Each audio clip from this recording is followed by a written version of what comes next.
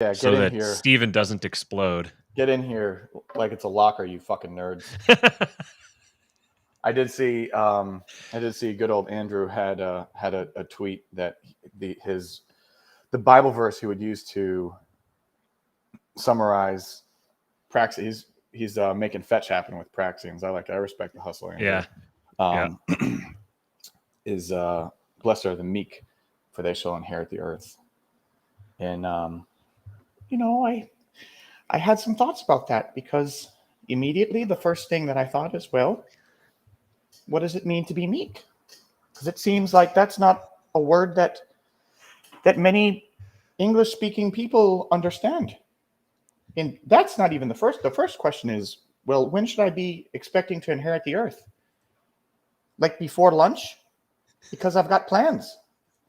And it seems that if you're going to be foisted with the responsibility of inheriting the bloody earth, that maybe if you are meek in the way that we understand the word, you might have some work to do. Because as meek might serve you in your day-to-day life if you're as a meek person, which we don't even know if we're meek at this point, but we do know that we need to have lunch, and we do know that there's a non-zero possibility that we should be inheriting the earth.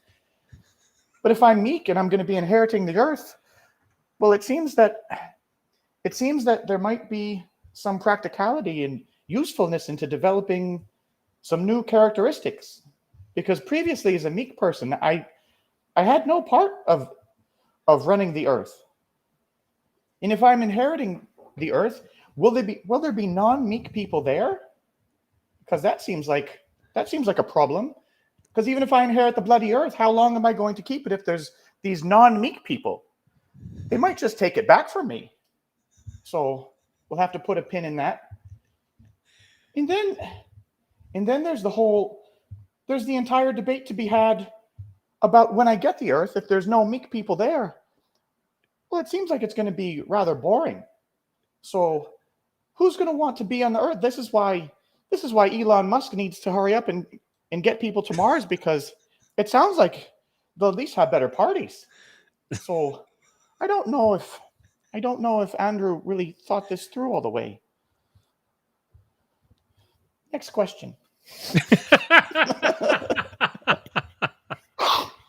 I blacked out. Are we live? What happened? We're live, yes. Okay, that was fantastic. All right. I just found out that apparently Jordan Peterson is talking about how he's now interested in Austrian economics, and he did an interview with Bob Murphy recently that's going to be airing soon. So that should be interesting. Yeah. I don't know whether to be. I love Bob. I'm not going to make a commentary on Bob. I'm talking about Austrian economics in general. Mm-hmm. I don't know whether to send Jordan my sympathies, or he's going down a rabbit hole, and that rabbit hole is going to take him somewhere. He's about to get swarmed by a bunch of honey badgers. Yeah, if he thought atheists were bad. The thing is, if you graphed out my excitement level about hearing that Jordan Peterson was talking to Bob Murphy about Austrian economics, like from I don't even know what year it would have been, say like from 2008, 17 or 18 up until like present day, it just like goes, it just totally fucking falls off the cliff. It's so funny. It's so funny just how things change. Very much, yeah. Yeah, man. There's once upon a time, it seems like economics is the most important thing, and then you realize that it's just kind of the surface. You're just starting to scratch the surface, and there's things that are just so much more interesting than economics. I'm trying to read Democracy. He's going backwards.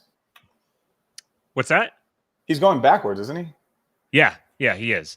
He I hope that he can take it for what it is and incorporate the parts that are important, because kind of the worst of him right now is the instinct toward neoliberalism, and that's what's really screwing with him. That's why he's really feeling tormented, because he wants to. A key part of the neoliberal psychology is that this world is our world, and we need to make it better, but this is our world, and it's this like emotional attachment to the existing world and the existing structures and institutions and all that. And he still has that. He has that in him, but he's being drawn to a bigger, a better world, and you can see that torment happening in him right now, as he's literally battling a demon, maybe more than one.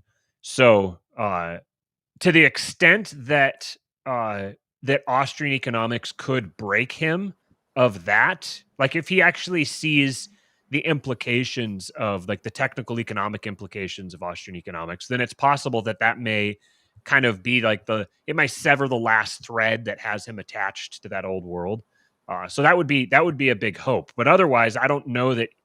I think the work that he does is bigger and better and more important, and his insights are more crucial than the Austrian economics insights. And I understand that I just triggered some people. I know that. I know a bunch of people, it's their religion, the Church of Austrian Economics. So fine. Okay. It's Austrian economics is very important. I appreciate the insights of Mises and Hayek and Rothbard. I some of the most fun I've ever had was reading all the Rothbard books and just kind of going balls deep in his game theory and all that kind of thing. I remember all that. And that was fantastic. That was great. But you at some point you have to leave that world and encounter the actual world and encounter the world with actual people in it rather than a hypothetical world with hypothetical people in it. So yeah. Wait till he meets some of the not hypothetical people that are in that world, though. Right. Yeah, there's a lot of people that have felt a very strong urge to save Jordan Peterson for a number of years now. If he would just be exposed to the gospel of Rothbard, then he too could be saved and join the remnant of people who heard the call to wake up. We need to get Jordan Peterson to wake up. We just have to get him to hear the call of the siren song of Ludwig von Mises, and then he too can be saved. Bob makes this big, well, not big, but I mean, he doesn't make any secret of the fact that he's Christian.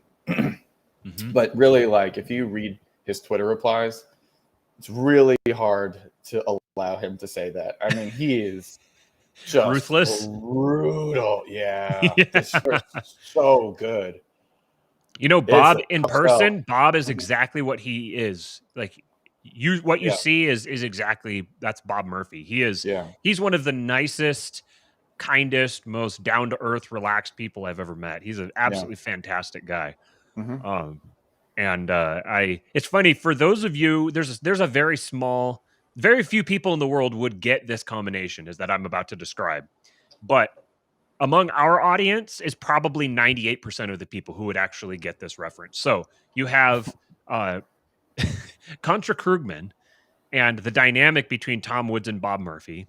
And then you have Lord of Spirits and the dynamic between Father Andrew and Father Stephen. And it's the same picture. It's exactly the same. There's the same vibe, the same relationship to each other. The one guy is very witty and dry and tongue-in-cheek and kind of is the total nerd with just all the crazy facts popping out of his head all over. And then the other one is very, very well educated, but he's a lot more of a straight man. And he's kind of a little bit high-strung. He's kind of a little nervous and he kind of chatters and he's very, very sincere. But he kind of like sometimes it takes him a split second to get a joke when it's dropped, and then he's like, "Oh, there it is!" Oh, that dynamic. The two of them, I can't stop hearing it. Yeah. So there's probably 11 people in the world who have listened to both Contra Krugman and Lord of Spirits, and 10 of them are probably going to be in the live chat here today. So hopefully that connects with other people like it did with you. That said, welcome, fans. Thanks for joining King Pilled. Indeed. Maddie the King Pill and Stevie Boy, who put a caption that, unless you know that we use the program Restream, wasn't going to make any sense. But I don't know how it took me this long to put Restream together that it was just like a joke waiting to be had. But well, here we are. That's right. That's funny. It's appropriate because I haven't. I've been too cheap to upgrade our subscription on Restream to actually remove the little the logo on the stream. So it works. It's there. Perfect. It is there. Yeah. Oh, sweet. Okay. No, Cooper, they are not doing Contra Krugman anymore. They stopped last year in the middle of the year, right around the time that all the lockdowns and stuff. I think it was March to June, somewhere in there. But yeah, so thank you, folks. Thank you for showing up here as we do another live stream. Right now, we've got 20 people in the chat, and we've got 6 likes on the video. So 14 of you need to step up your game and like the stream. That's right. Yeah, we know Austrian economics. Don't try to get funny with us, fans. Yeah. We know numbers. You're welcome to dislike the video as well. That doesn't bother me. I just want you to interact with it. Yeah, interact. And then subscribe and share the show as well. Hopefully, we're getting really close to 1,000 subscribers. We're at 963. So if we get another 37 subscribers, then we can actually start monetizing, and then we can really go balls to the wall and really try to get ourselves kicked off, which I think we actually probably aren't going to do, but we'll keep saying that. We'll keep saying that and bait people into their raising their expectations. Yeah, and the other thing is we'll officially open up the supporting listeners group. You ask us all the time where it is, and at 1,000 subscribers, we will officially let you know. Exactly. Mm-hmm. That means I got some work to do. Or maybe not. I mean, you are going to kind of cap out at some point to like a potential audience. You know what I mean? Right. So maybe it's in the 980s somewhere. Maybe it just kind of slows down, just hovers around there indefinitely. Some people unsubscribe. There's no guarantee. It's not a safe. It's not a foregone conclusion. We're going to hit 1,000 subscribers. That would be that'd be like an ideal spot to settle, just shy of 1,000. Funny, because it's like you got enough people, like getting up to 1,000, like almost 1,000 subscribers. There's not a lot of channels do that. There's a lot that are in the 3 to 600 range, but there's not a lot that are right around just shy of 1,000. So it's like a really good little core group of people, but it isn't getting like larger to where like you start getting on the radar of shitty people and stuff.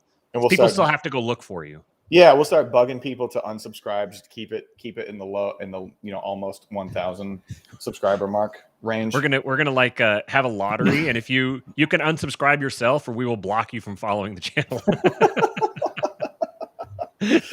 Oh shit.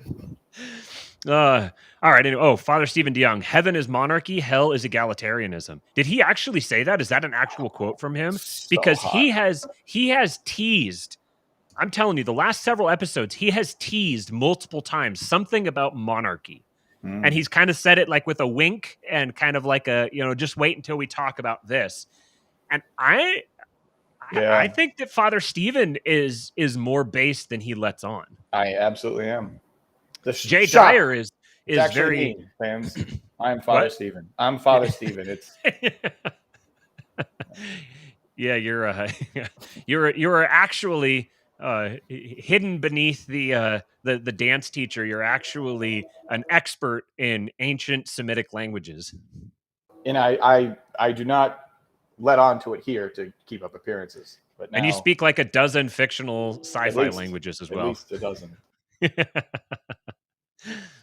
Oh, it was one of the first few episodes. I'm going back through and listening to some of the episodes again because it's like taking so long for their next episode to come out. So I missed that, but I'm re-listening to the episode on sacrifice, talking about like atonement, and I'm actually almost to the atonement part. But talking about sacrifice, what worship meant in a pagan context, and then what it meant in the in like the Levitical context, and then sacrifice and all the meanings, all the metaphorical meanings, and just seeing all the patterns that are embedded in it that I'd never even been aware of before. It makes like I've read all the way through Genesis, Exodus, Leviticus, Numbers, Deuteronomy. I've read that entire the Pentateuch, I don't know, maybe a half a dozen times or something. And that's a slog, man. That is when you don't actually understand what it is that you're reading about, that it's like reading someone's shopping list, kind of. It's, it's like, okay, I know a lot of these words, but arranged in this order, it just does not do it for me. But yeah, it's very going challenging back for like through, sort of an amateur, so I can understand. Yeah. I forgot you were in character. But but going back through now, I'm looking forward to sitting down and reading through it again now with like this new context, and seeing stuff that was there that I didn't see before. I'm looking forward to that. Okay, You're going to so want to be high for this one, gang. So what you want to do is head on over to palomaverdecbd.com and take a look at their various gummies and elixirs to get you a little bit relaxed to deal with potentially how I foresee this episode and maybe even future episodes going. That is our friends Carlos and Vanessa Abelar at palomaverdecbd.com, and I'm sure that Matthew has something that he would like to talk about. But be your own person. The theme of the show is think for yourself. Don't let Matthew bully you into buying whatever he's holding. It's not applicable to your life. You need to make your own decisions. Be a man. Don't get shoved in a locker. But whatever you do, make sure to use promo code KING, where you can save 25% off of your order. Correct. Yeah. Okay. But listen to Matthew. This is a monarchy. Listen to your king. You have to. You just use promo code KING just everywhere. Is this your king? Are you not entertained? Just start going to random sites and just use promo code KING. It doesn't matter what site, just promo code KING, and you'll get 25% off any order over 75. No, palomaverdecbd.com. Steven got it right. 25% off any order over $75 when you use promo code KING. And I just got the interview scheduled with Carlos for Los Libertinos, and he actually had a really interesting idea. He is going to interview me and Amy together. We're going to do a husband-wife interview. He said the king-pilled couple. So we're really looking forward to that. It's going to be, I don't remember exactly which day it was now. I put it in my calendar. I think August 26th, I think, was the day. Sometime in that range. Whatever that Thursday is, we'll be doing the interview with him. And I don't know when he'll release it after that. But you guys can look forward to that. You'll get to see my darling bride and hear her describe what it's like to be married to the definition of king-pilled. You know what wouldn't be hilarious at all? If in that interview you just kind of like sheepishly had this posture, and it's like you get asked a question, it's like, no, what Amy said, I agree with that. And just keep it up for like an hour. You spoiled it. Yeah. I gave you cover actually, because you're just like, yeah, haha, that would be so funny if that's how it really was. Yeah.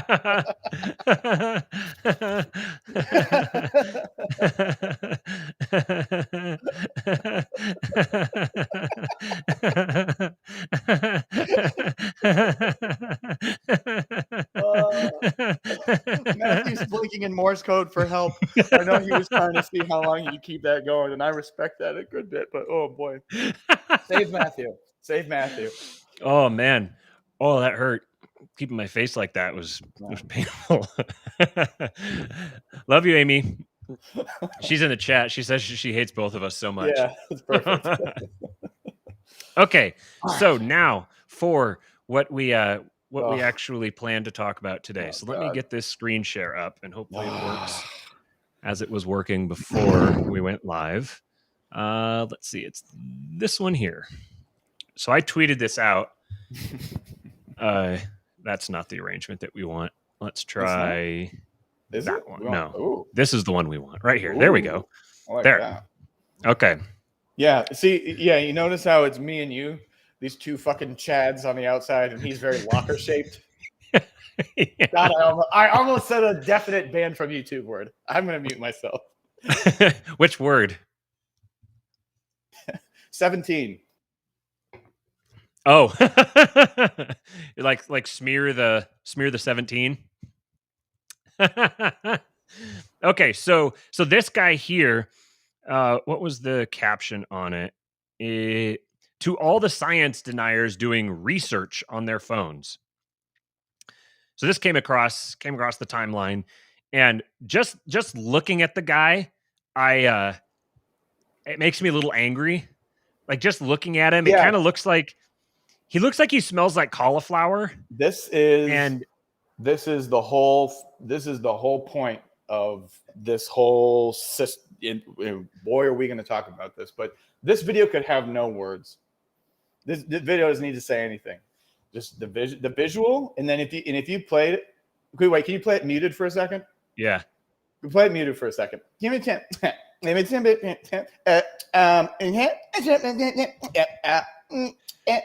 Okay. I know I said but like it's the same video. It's the exact same video, and it's like this. It's this window dressing. I'm gonna stop. You can play the video. No, you're good. You're just, I was just sitting here thinking about how he looks like he probably wears like nipple clamps all the time. Yeah.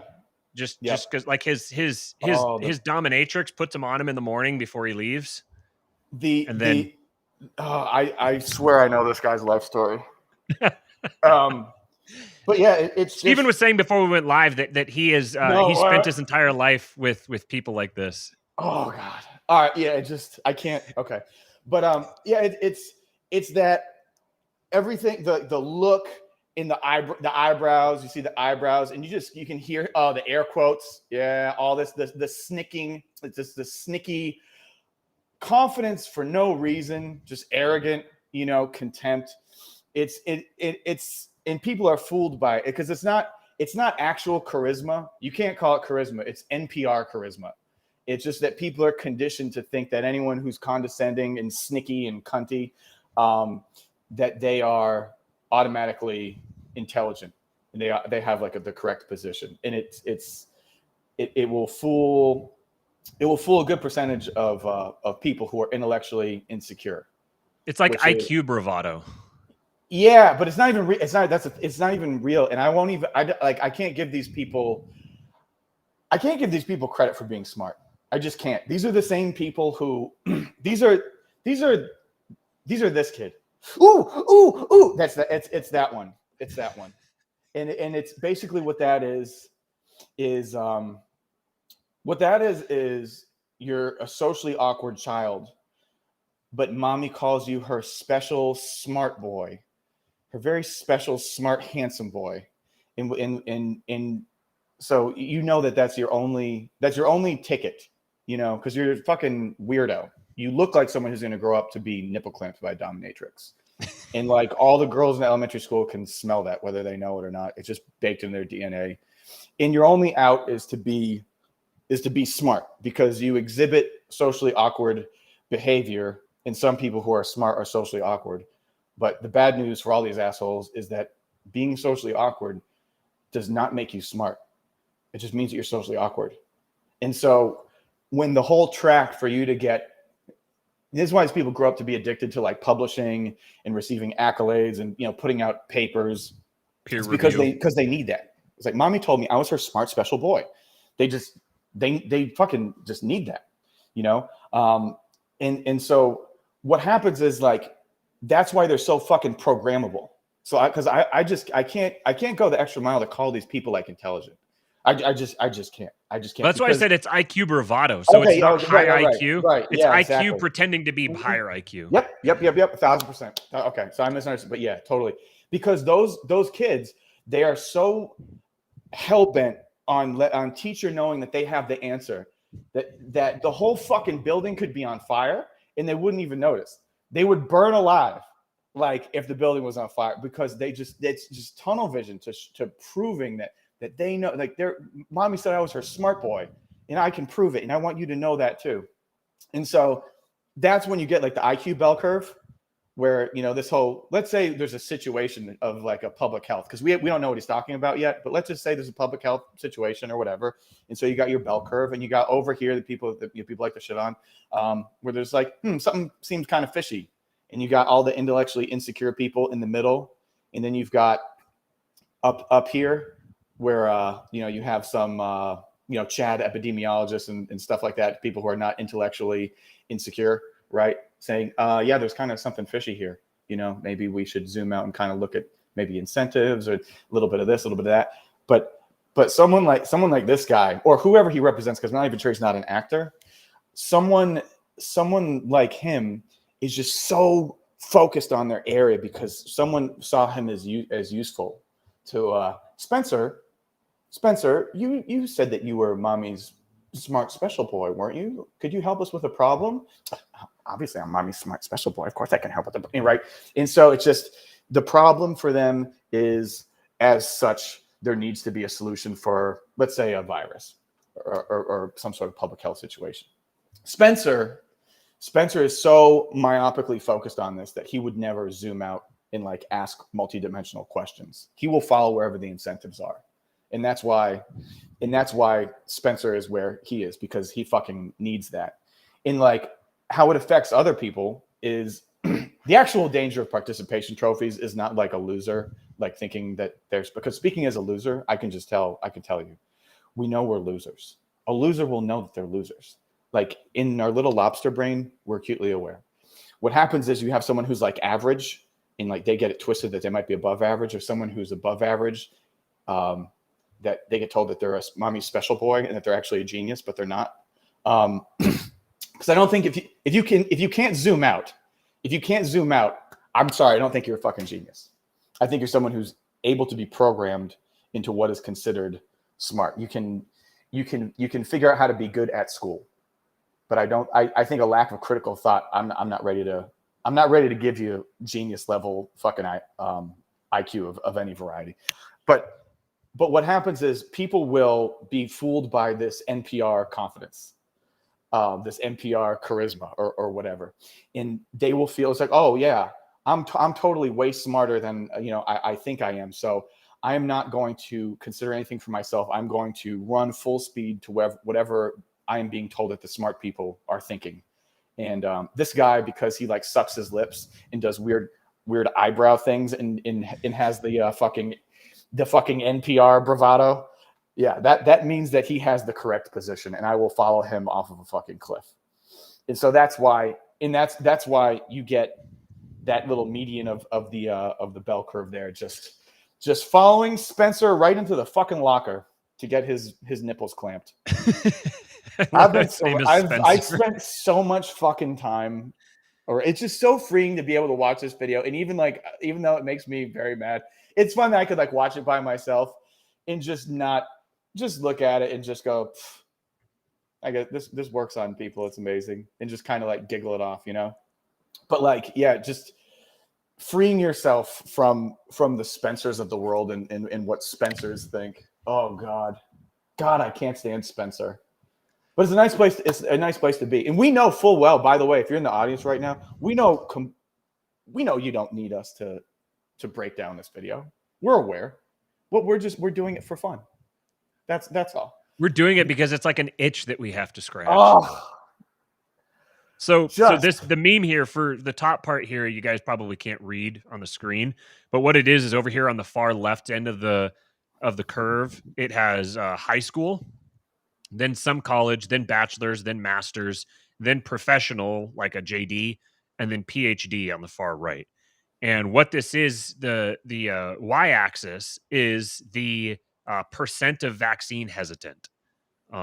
So the to read this, what you're seeing here is that high school people with a high school education are just over 20%. It looks like probably about 21% of them are vaccine hesitant. And then as it drops down, so people who have some college are less vaccine hesitant. People with a bachelor's degree are much less hesitant. People with a master's degree are the least hesitant. They're the people who are the most eager to get the vaccine. And then you start heading back up again. You get the professional category is fairly similar to bachelor's, but then the PhD category is the most vaccine hesitant of all. That's very, very interesting to me. I probably would have made this joke here. I probably made this at some point, that the bell curve here. So on the lowest end, you have the guy who looks like Sid the Sloth, and he's like, I don't want no 5G magnet. And then on the opposite end, you have the guy who looks like a Jedi Knight, the Wojak who looks like a Jedi Knight. Data just doesn't add up. But then in the middle, you have the Soy Jack who's like, stick that needle in my arm now. And this is the phenomenon that you're seeing here.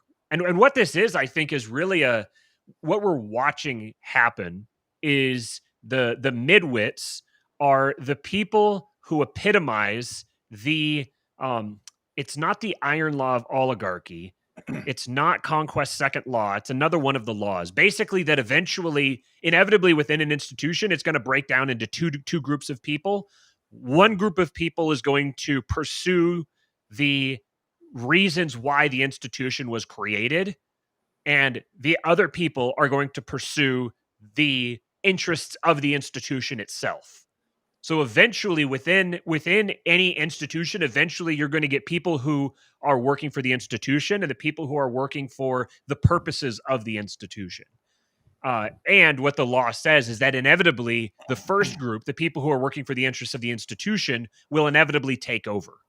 Those people are naturally going to be midwit types, because the people who are at the lowest end and the highest end of the spectrum are going to be the ones who are the most willing to break the rules, the most willing to act what do you call it, like spontaneously, or follow their gut, or follow intuition, or that kind of thing.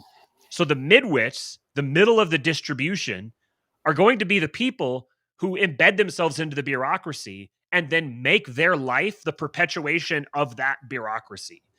They're the middle management of life. They're the people who, they're the widest band, and they're the ones who ultimately, they can't separate the idea of this institution exists for this abstract reason, and this institution exists because this institution is good and we must protect this institution. So the Spencer types are the ones who, when they come up through school, what they're looking for isn't education. They aren't looking to learn something. What they're looking to do is repeat back whatever they're told. They're looking to get the approval of their teachers and their superiors and their whoever's above them. They're looking to be identified with the institution, because they aren't capable of identifying. They don't identify with anything else, and to a degree, they're not capable of it. All they do is they just embed themselves in whatever seems the most popular or the most obvious. Because at its basis, they're very, very shallow people. They don't run deep at all. These are the NPCs. The NPCs aren't the toothless goofballs in Alabama who watch Tucker Carlson every night.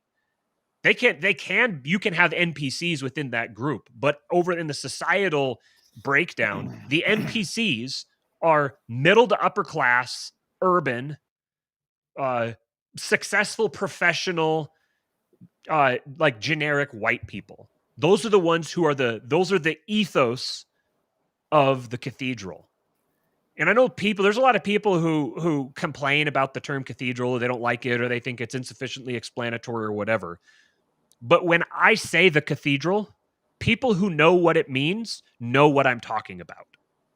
And that's why I use the term. I don't use the term to explain it to other people. I use the term to in-group signal to people who see the world the way I do and are likely to share that. Now, before we play this, as I said that, I just thought of another point that I wanted to touch on, and I'll talk about it now, because actually I'll just use this. Can we put this guy back in the locker? I like having him in the locker. Or you have to use, okay, never mind. Yeah, we'll go back to him here in just a second. I wanted to find this other tweet because something just clicked for me. I'm sure a lot of people have thought of this already, but it just clicked for me. And when it did, I tweeted it out. It was something about the cathedral. Cursed tweets. Cathedral is such a great term, especially if you. I didn't realize it was so far down here. Okay, here we go. So,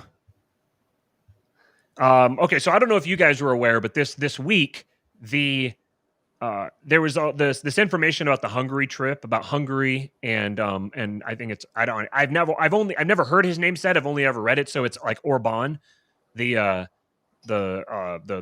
dictator, quote unquote, of Hungary, and so Tucker name dropped Curtis Yarvin in an interview recently. And he was interviewing someone else. I think it was Michael Anton. And Anton mentioned his name, and he like stopped him, and he was like, Curtis Yarvin. Like he was like said something like he's like one of the best, nicest people he's ever met. And if you're in a society where it considers people like Curtis Yarvin to be a bad person, then it's a bad society. And so if you've watched this pattern enough times, you should recognize what's coming next. It's now becoming inevitable that NRX, neo-reactionary thought, is going to start trickling into the mainstream. Tucker Carlson has touched on stuff adjacent to it enough times recently, and it's starting to get, like, if someone even said the Cathedral on Fox recently, I don't remember who it was. It might have been Dave Smith. It might have been Camille Foster. One of the people who kind of is adjacent to our circles, who also goes on Fox regularly. Someone mentioned the Cathedral. So it's just a matter of time before this actually starts coming out in the mainstream. So friend of the show, Aaron McIntyre, said, with the Hungary trip and Tucker name-dropping Curtis Yarvin, expect a lot of bad what is neo-reaction pieces coming out of the corporate press. This is the formula. This is the model. This is how it happens. Eventually, it's going to start being talked about. You're not going to stay completely over, especially with the accuracy of the insights. So the truth in the ideology is going to force it to come to the surface. Now, I personally have avoided identifying with NRX, like not as much as I've avoided it. Yeah, that's true. But I've tried to say enough times, like, I appreciate their insights, but I don't, just the same way with like Austrian economics. Like, I appreciate their insights and I think their insights are valuable, but I think that whatever it is a subset of something larger, and I want to know what the something larger is. So, but eventually, like, now really, if you're wise, now is the time to go like Steven and just completely disassociate yourself from it altogether, because it's about to get dude says watered down. Dude says it's about to get BoomerCon fucking cringe. Listen, don't tempt me with a fucking good. That might be what gets me in there. If it's about to get BoomerCon cringe, like, but NRX style. Ooh, that Boomer Patriot is being called into service. I think so. I'll have to like think about what that kind of looks like from like a comedic standpoint. But yeah, we could think of something. Yeah, yeah. Well, yeah. Okay, I know. I'm getting some initial ideas here. Everything, there would be a lot of incorporation of the mold bug leather jacket photo. That's sort of yeah, that's like the basis for it, and it all stems out from there. like a leather jacket, except it's like maybe like a little threadbare, and it's got a Confederate flag on it. Yeah. Oh, we're getting somewhere now. Oh man. Let me tell you, if North Carolina goes on like some kind of lockdown again, I know what I'll be doing with my free time. You're going to be riding around on killing a Harley. Myself. Twist. That got dark. Oh, Steven's going to get in-heroed. Hey, can we get this guy in the locker? Or no. Sorry. Yeah, you got to let me get through this part here, and then we'll get to the next one. God, I want to stuff this. Okay. Yeah, and like John Hartman said it, but just in case everyone saw the video, that guy's never been stuffed in the locker. Spoiler alert. But right, yeah, he wasn't, because the ones who got stuffed in the locker were the PhDs. The guys who are PhDs who are hesitant now, those are the ones who got stuffed in lockers. Mm-hmm. This guy wouldn't get stuffed in a locker because the kids who stuffed him in a locker would get expelled. They didn't notice him. He was unremarkable enough. He just was socially awkward or something. Like, but there was no one even noticed that he existed, which is what his whole existence is about now. Proving that he exists. Mommy's special smart boy, and everyone will see what mommy saw. Everyone will see what mommy saw. He's begging to be stuffed in a locker, by the way. Probably by a couple of long-haired dudes. You know what I mean? With a propensity for clothespins. Look at the tweet, or look at the message that I just posted up there. What if Mobug's leather jacket thing is him mocking Nick Gillespie? And, Oh, was it? Wait, I thought it was Austin Peterson who had the leather jacket. No, or was it Nick? Nick Gillespie wears one all the time. Oh yeah. Oh man, Yeah. we could get a good little leather jacket crew going. Leather jacket crew, yeah. Yeah. All right. What's up, Jose? Right. Jose Galison in the chat. We need to bully more. That's correct. That's the direction that we're headed here. So, yeah. Okay. Right. So let me finish this so we can bully this. Yeah. So God, what I said here, so you can once you've seen this pattern enough times, you can predict it. You can see what's going to happen. So as Tucker is dabbling more and more in Curtis Yarvin adjacent content, eventually some of his boomer audience is going to start being like, oh, what's this cathedral? Let's go find more about this mole mug guy. And eventually they're going to start spreading these ideas. They're going to start embodying them. And the what do you call it? The Media Matters crowd, who are like explicitly dedicated to monitoring Tucker Carlson and his audience. There's people who like their full-time job is just to listen to every single thing Tucker Carlson says, to chase down every single reference that he makes, to whatever his sources are, to go like embed themselves into all of those sources and find anything possible, clip out any quote, do anything necessary to try to create a scandal. This is their full-time job. They're doing this all the time because they recognize how influential Tucker Carlson is and how much of American politics is downstream from whatever he talks about. So, and that's part of why there becomes kind of a symbiotic relationship here, because Tucker Carlson continues to remain in the spotlight and continues to be like a firebrand because these people are there keeping him going. They're the ones who create the scandals, and each time there's a scandal, that's a chance for him and his audience to circle the wagons and amplify and double down on their message. So you get a bit of a symbiotic relationship here, and he continues to be as influential as he is because they're making him that way. And the more influential he gets, the more they want to make him that way. So what you're going to see is as his audience becomes conscious of Moldbug and Neoreactionary and the Cathedral and all these kinds of things, they need to get out ahead of it. The way that they get out ahead of it is they're going to have designated blue checks on Twitter, begin to talk about this and start to popularize it and illustrate and go after Moldbug's character and describe and like him and anybody adjacent with him. They're going to start slandering them and create some kind of a slur that people are now supposed to associate with them, and they'll probably have to come up with some sort of a new one because fascist and stuff isn't effective enough.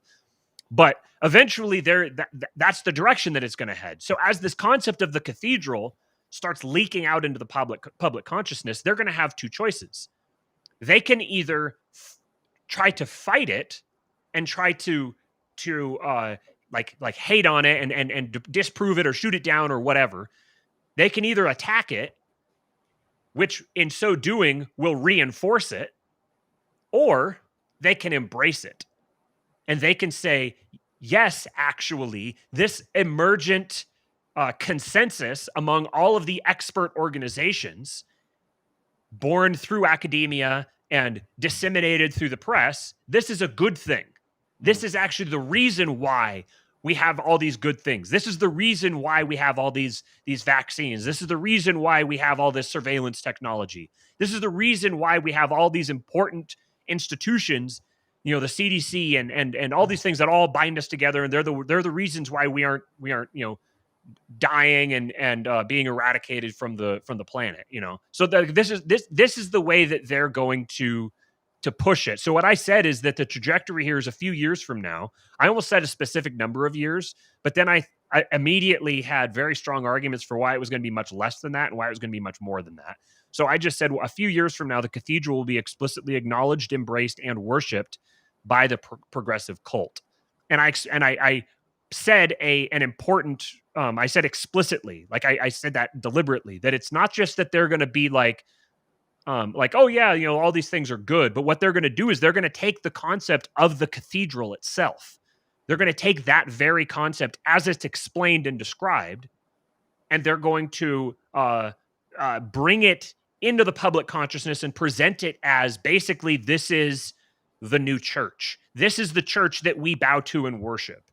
It's going to become explicitly recognized and worshipped by this popular progressive cult. That's the prediction that I'm making.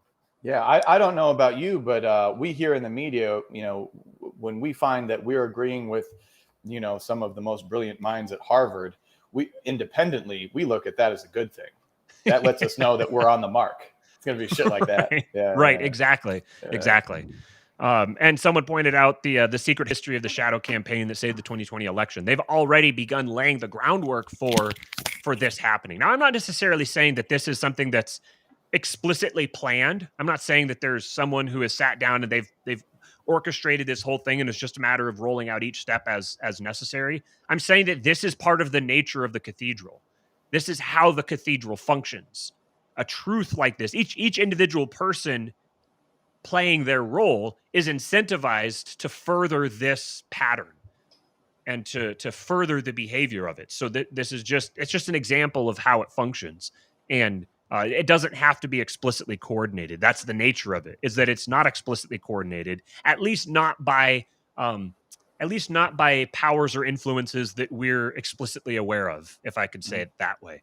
Powers and principalities. There is something that's coordinating it, but it's not the type of thing that you would typically think of. Let's put it that way.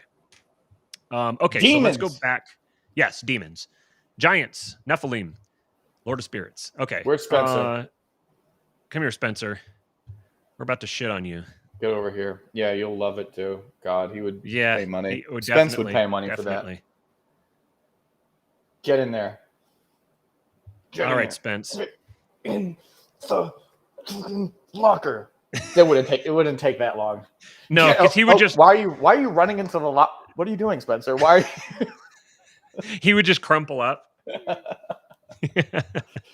Okay, now before we do this, just a reminder, folks: share, subscribe, do all that good stuff. I was going to try to shame you guys for not having as many likes as there is people watching, but now my computer's frozen up. So, well, I'll let you know that these people who took you go figure, they took you literally. And there's a couple thumbs down on the video, Matthew. Nice. Yeah. That's awesome. Yeah, good for you guys. Thank you very much.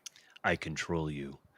All right, so let's hope that the audio works here. So if the audio doesn't work, obviously it's going to take a few minutes to realize for me to tell from you guys saying it doesn't. But so bear with us if things are herky jerky here for a minute.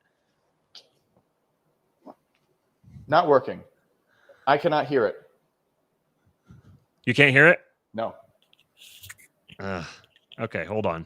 Oh, that's a great spot to pause it. Oh, Spence. Spence is looking like his true self. All right, let's try this again. I know you can do it. I think I know what I did. I think I forgot to check the little box. Yeah, check the box. Yeah, I got to check the box this time. There we go. All right. So now, start this over again. Hello, anti-vaxxers. I'm one of countless scientists every day who's communicated the safety and importance of the COVID vaccine. And you've called us liars, questioned our motives, and said that you want to do your own research. It is a little strange to hear you suddenly don't trust us. You trust us with antibiotics, your disease treatments, that cars go vroom and airplanes go swoosh. You've been watching this video long enough to trust us that your phone won't randomly explode. You trust us when you need to send your ex an eggplant emoji right now. The point is, I don't think you know exactly how much of your lifestyle relies on assuming that we know what the fuck we're doing. See, here's what happened. When we were all kids, we were the first ones who understood what a covalent bond was, and as you shoved us into our lockers and called us names, a silent agreement was forged that one day you'll leave us alone with the complicated jobs, and in return we won't bore you with the logistics of the technology we give you. Do you have any idea how hard it is to watch a climate change denier go on TV and shout 97% of scientists are wrong into a microphone, to a camera, using electricity? Three things that also had a little bit of scientific consensus? If it makes you feel any better, instead of thinking of it as blindly trusting us, how about instead you think of it as still copying our homework? Because as we all know, that's the only way you graduated.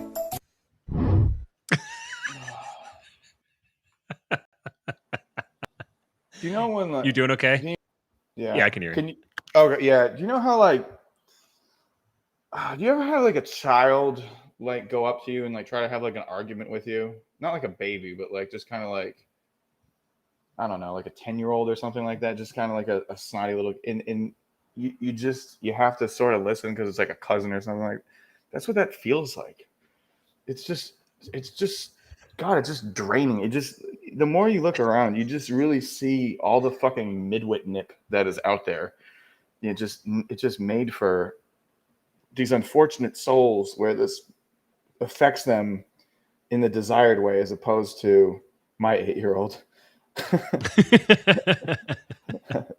Damn. Yeah, as opposed to just sort of give them like a brain hemorrhage, like it does to me every time I hear it. I can't fathom someone who doesn't have the intellectual curiosity to question why 93% of scientists would agree on something that seems so widely debated outside of the sphere of government funding. But it's just painful. I hope it's an actor. Do we know if it's an actor or like a real dude? He's definitely reading a script. You can see, especially when he zooms in on his face, you can very clearly see his eyes moving back and forth. Yeah. So either way, it's I would say whether he is being paid for it or not, he is an actor. Oh, he is playing a role. This isn't, people don't naturally talk or behave in precisely this manner.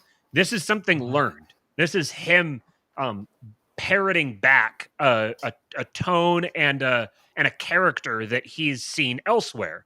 And the purpose of this is not to communicate information. The purpose here is not to make an argument or anything like that. This is a social media phenomenon. The purpose here is to get applause. It's a performance. It's a performance that's meant to get the popular assent of all of the other members of his tribe. He's performing for his own little subgroup. He's not performing for the rest of us. He doesn't even see us as people worth being he wouldn't even care if we approve. In fact, he would hate it if we applauded him. He would not want it because he's explicitly in-group signaling, and he only wants feedback from his in-group.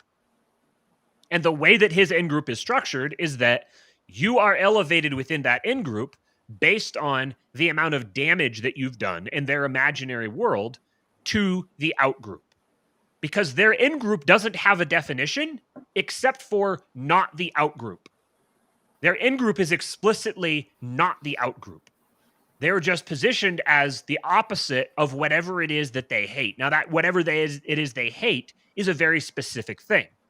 This is an episode that the angle I'm going to take on this right now is there's a possibility that it gets things a little spicy with the algorithm. So we'll see how things go. But this is what you're seeing here is the intra-white civil war.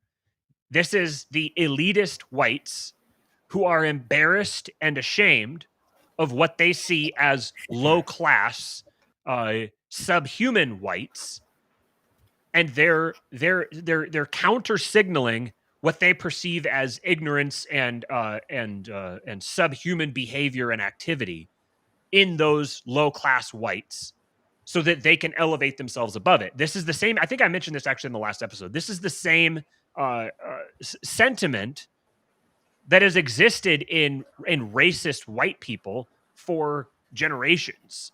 It's the exact same sentiment. It's just directed at a different target. They've picked a target that is subhuman to them, and they're elevating themselves above it, and they're forming their identity as the thing that drives down that other. So I can't remember who it was that first, I think it might have been Hotep Jesus that I saw that first pointed this out, that all of American politics that's going on is just white people fighting each other for control of the country. It's just white people fighting themselves for control of who gets to define what America is. The rest of the identities within the U.S. end up just falling into these categories that are already predefined. That is essentially bougie, aristocratic white people and like rural, earthy white people. That's kind of the big like dividing line. It's like urban versus rural. And then all of the baggage that comes with that. And then it's white people that are against each other, because ultimately that's been the dividing line that has split apart, has not split apart because it's always been apart, but it's the two different categories that have carried themselves through American history. So this is like they say, the rest of the world are all just colonies of the U.S. essentially, or all just like the U.S. is effectively the global government, the one that dominates the entire world, and everyone else are just like satellite states of it. It's kind of the same mentality within the United States, that the white man's government, so to speak, that thing in spirit has come down through that spirit has been passed down through the generations to today. So even though it's not explicit, it's not people with actually white skin that are identified with or against it. It's that mentality. It's that white person, that bougie, urban white people mentality that is driving all of this. So those are the ones who, like you were describing with this guy before, when he was growing up, he would have come from a family that was probably always together. They were relatively wealthy, pretty well off. They were associated with all of the fashionable things in the town. They had fashionable friends, and if they didn't, they like modeled themselves just like a step below the family that actually did. The actual bougie. So he probably isn't like the rich kid, the really bougie rich kid. He's like the one who isn't quite that rich, but who models himself and like wants to be that, and is like kind of fashioning himself in the footsteps of the actual bougie rich kid. I see this kind of upper middle class mentality that is very try hard, and they believe wholeheartedly in the institutions, because the institutions are the thing that give them an identity. They don't have something special apart from that. They don't have like a family with a long heritage. They don't have like a lot of property. They didn't like grow up out in the country with a big family with like lots of positive values with that. Like the only identity that they have is like the state and local government. It's it's listening to NPR. It's participating with like the local Rotary Club or something. And I like, can you like get the picture sure. that I'm painting here? Oh, like yeah, this is the guy who behaves and acts this way. Mm-hmm. And yeah, he's that affect. Yeah. I He feels beset on all sides, because the actual rich people see him as beneath them, but because he's like their lapdog and will do whatever they want just because he wants to be like them so much, then they'll actually be like, okay, yeah, you can come do this thing. And they give him all like the shitty jobs and everything. And he's like, oh yeah. He just wants to climb up the ladder of success within this bureaucracy so that he can, he can, and maybe it's kind of like his granddad or something, who was really successful in the union. So now he has to be really successful in the union. And it's like the union bureaucracy. The union bureaucracy is different from the union members. The union members are blue class. The union bureaucracy are blue collar. The union bureaucracy are white collar. That's the type of person. You can see this social dynamic. Then you can see the way that this culture kind of develops through like the across Gen X and kind of into the millennial era. And when you read the Fourth Turning, they talk about how the generational identity of Gen X was much more kind of like independent, the latchkey kid, the more like fuck you, I'll go it alone. So all the art and everything from the 90s and kind of into the 2000s was very individualistic and rebellious, and you have like MTV and that whole era was all very kind of individualistic and rebellious. Now then you move into the millennial generation, which the Gen X people felt kind of abandoned by their parents. They felt like their parents hadn't taken good enough care of them, or like kind of just left them at home and let them fend for themselves. So they were very materially well off, but they they wanted their mom and dad there with them more often. You know, they're the generation whose dads like wouldn't go to their soccer games and stuff. Like that's where you got that meme developed. And so then the millennials got helicopter parented by Gen X parents who didn't want the same thing to happen to them. So that's how you get little Spencer, who is just can't set one toenail wrong and is just absolutely perfect. And he has the Karen mom who goes to the school and like yells at his teacher for not giving him a good grade. And you know that she's like friends with the principal's wife, so she's gonna show you're gonna get fired if you don't give my Spencer an A. You know that whole dynamic. That's what he grew up through. That's his mentality. That's the way he sees the world. He sees the world as everyone is against me because the rich people just like deep down he knows that they just want him around, that just want him around to be their lapdog, but they don't actually care about. Like deep down he knows that. But then on the other side, he has like all the yucky, poor, gross people that he doesn't want to be associated with. And all of this here is the behavior of yucky, poor, gross people. You know, the yucky, poor, gross people are the ones who don't just listen to what the CDC tells you to do. You know, how dare you try to think for yourselves? Don't you realize that every good thing that we've ever gotten was because of our wonderful sacred institutions? Don't you believe in science? Look at how science gave you every good thing that you've ever had. You have to believe in science. That's why I'm a scientist. Because I'm grateful for the wonderful country that I grew up in. And they have this identity of everyone is out to get me and everyone is against me. But they're the ones who control the freaking institutions. They're the ones who dominate everything that has power. Because the rich people are just kind of like, whatever, I'm gonna use you to whatever extent I need so that you can do all the shitty middle management work I don't want to do so that I can just kind of float above everything.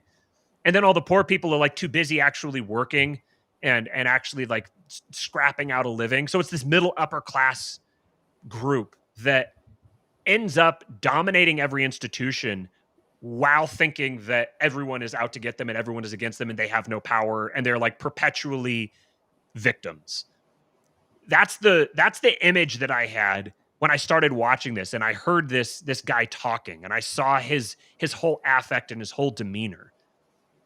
So that doesn't even get into the actual content of what he's saying. Oh, no. So there's more we can do with that. But that was my first impression. That's all just to smash the other. That's all that's for. And then it's, you know, because you have someone who's a little intellectually insecure and, you know, well, I certainly wouldn't want to be against science. I know smart people are not against science. So let me go over here. And also, this is a chimp that appears to be putting on a good performance of smashing all the other chimps. So let me run over here to this team of chimps because people all also like to. I mean, it's why everyone was a Cowboys fan in the 90s. You want to talk about the 90s. People love a front runner, you know? Right. And it's just, it's easy. So, yeah. And what social media does is it allows someone who normally would never talk to someone like this. Mm-hmm. This guy would never actually confront someone and have this, like, what did you call it? His little cunty attitude. He would never do this in person to someone. I'm trying to get this to catch on. I don't know if I'm going with NPR confidence or NPR charisma. This is not real charisma, but it's that learned affect that you're talking about. Yeah. And it's only their area where they're able to like have an outlet for it is social media. Mm-hmm. Because once social media became something that actually influenced the world, that actually like directed policy and drove social trends, suddenly someone like this, who has all of this IQ bravado, mm-hmm. can actually go on and he can actually do something like this with no risk, whatsoever. Yeah. And then he gets all of his little minions to all that he's signaled to, and they're all like, "Yeah, hell yeah," and they all share it. So it goes massively viral, but it's going massively viral among a very small segment of the population. This segment of the population doesn't have the numbers to dominate the rest of the world or even the rest of the country, but they're able to leverage their influence through technology because the vast majority of people don't care about the things these people care about. So they won't fight over these people want to control the institutions because the institution is their identity. So they will fight tooth and nail for every last little piddly fight, they will dedicate everything to it to win at all costs because that's their entire identity. Meanwhile, anybody who engages with them is like, will engage with them like on a single issue, and they'll kind of like go all in for it. Like, yeah, you know, we're going to win this. And they'll get completely, utterly steamrolled because all of these people, like it's their full-time livelihood to try to uphold and support the system. And then those people are kind of like, you know, they just sort of check out. And they're people who aren't going to dedicate their entire life to trying to spread the gospel of American bureaucracy to the world. So this is why when you talk about how like, oh, we're just going to create an institution and this institution is going to have a very limited mandate. And within that very limited scope, it'll have these powers and these powers and these powers. But then ultimately, it's not supposed to grow beyond that point. That's why that sort of institution can never actually follow that kind of a mandate, because these types of people exist. And these types of people will take on the institution and they will carry it up a fucking mountain as long as they get to, at the end of it, identify themselves as the people who believed in that institution. This is that, again, those two types of people: the people that exist for the purposes of the institution. So like they try to run for office because they believe in freedom and liberty, and they believe in limited government and letting the American people choose, and all this patriot mythology. Those people believe in the purposes of the institution. These people believe in the institution itself, and they will protect the institution and expand its influence at all costs, no matter what. It doesn't, the actual purpose, like liberty and freedom, all of those things are just buzzwords that you use to sell the institution itself, to get people to buy in or at least to surrender to the institution. So with people like this, Cooper says it's all Brezhnev. This is the Brezhnevian bureaucratic sclerosis, like the rot in the institution that just spreads and just infects everything, and it drags everybody down to its level. The entire society grinds to a halt because every single member within this bureaucracy is grasping for every last little sliver of power and influence that they can get. Every single project is going to have to be broken up into 20 different roles, and each individual role is going to have to be able to max out everything that they can do within that role. And they're all going to have their special title and their special mandate. And so we're going to have a meeting. We have to come together and we have to have a team meeting to hash out everyone's roles. And then we have to have another team meeting to hash out how everyone's roles relate to one another. And, it's just every single person in the institution is identified with it, and they have to push their role within it to the absolute extreme. This is what creates the complete deranged corruption within communism, which is the inevitable endpoint of any liberal institution. Liberal institutions will inevitably be taken over by people like this guy, who are free to manipulate the system to whatever degree they need to for their own interests, for their own ends. And ultimately, they will take control of the institution and then beat the shit out of you with it if you pose any threat. And in fact, if you do pose a threat, that's a fantastic opportunity. Let's take this baby for a ride. Let's give it a whirl and see what she can do. Look at that. People who are fighting, great. We have an opportunity to crush them and show just how powerful and amazing our institution is. Enter the LP. Yeah. Anyways, okay, so we're going to play this again. There was a couple things about the specific content of it that I wanted to point out. Hello, anti-vaxxers. I'm one of countless scientists every day who's communicated the safety and importance of... I'm a scientist. I'm one of the scientists. Yeah. Like, looking at him, I'm like, okay, so maybe he's a phlebotomist, Like, he's the guy who's responsible for... He gets paid $11 an hour to draw your blood at the blood drive mobile. For all I know, that's all he is.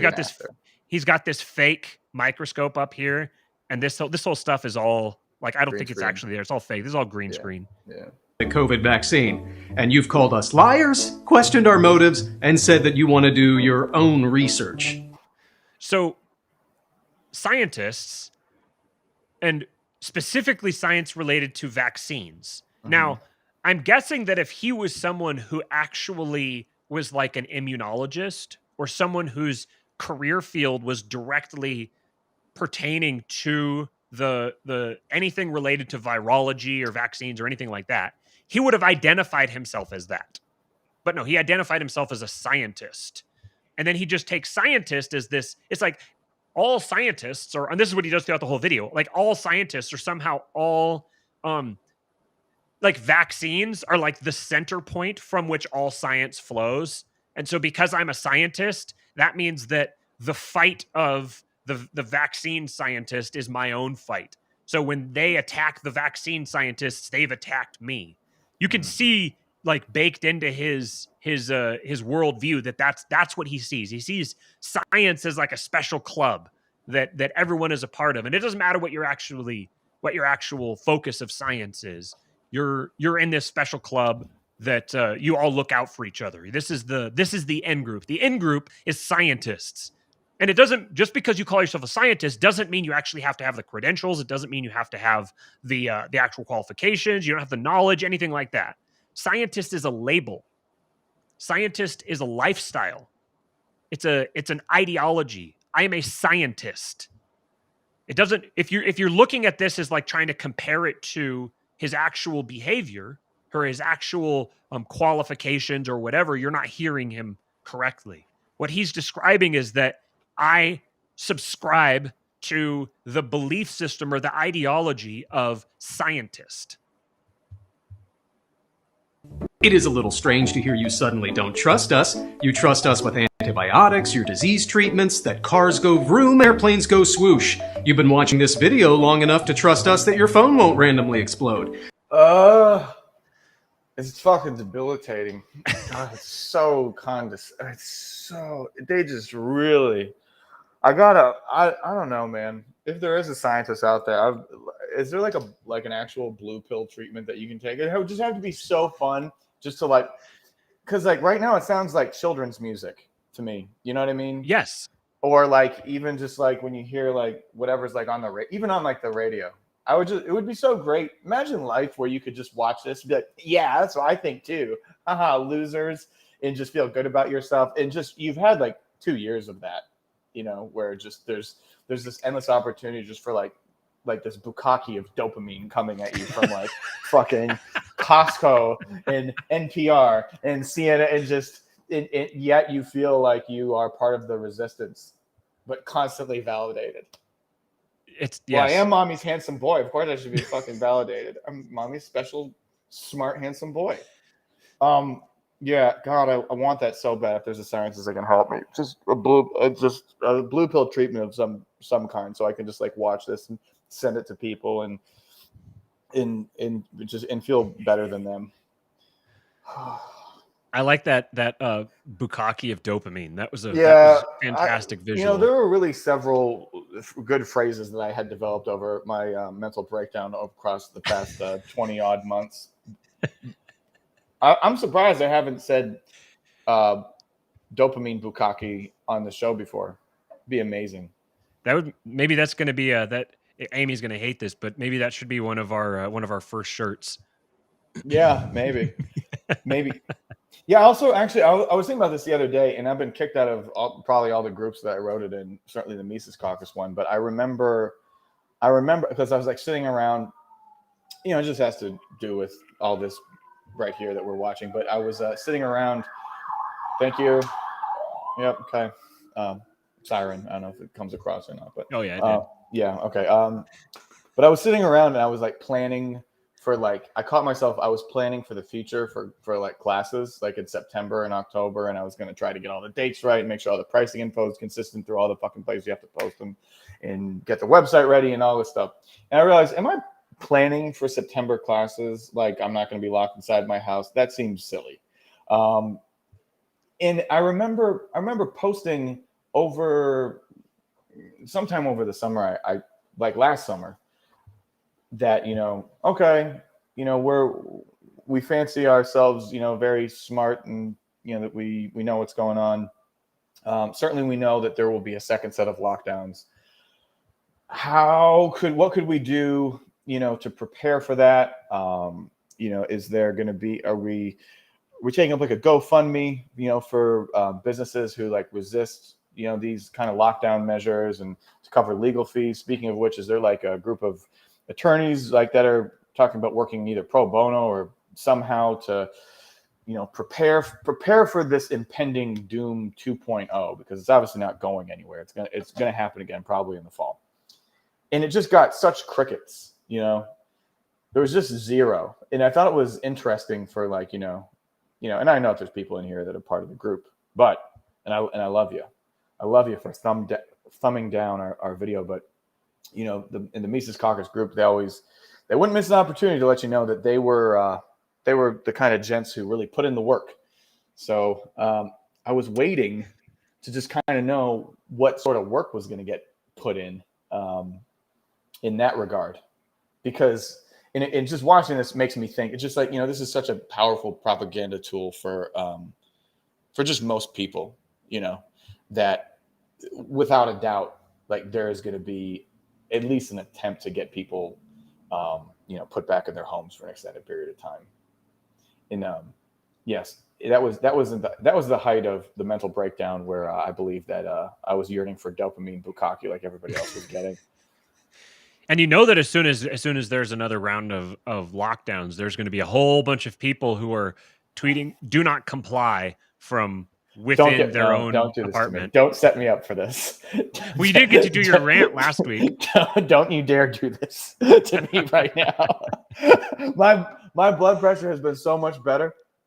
Like I've had my blood pressure checked, and it's just like it's like 120 over like 68 or something. It's like never that low. And if you get me going on do not comply, you get me going. How does it make you feel when someone tweets "Do not comply"?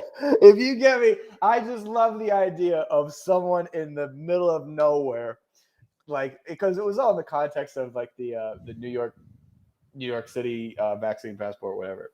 Just the idea of some 20-year-old in the middle of the Midwest telling someone in New York has to deal with NYPD to do not comply, like what that actually means beyond just like. And again, it's also, look, it's the same thing that this guy is doing, with the signaling.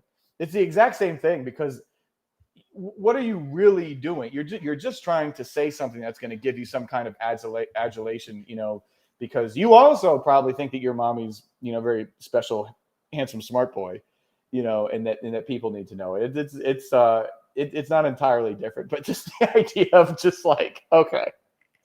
All right. New York City has rolled out vaccine passports, and like you've seen them like fuck with the the hostages and everything. They don't care.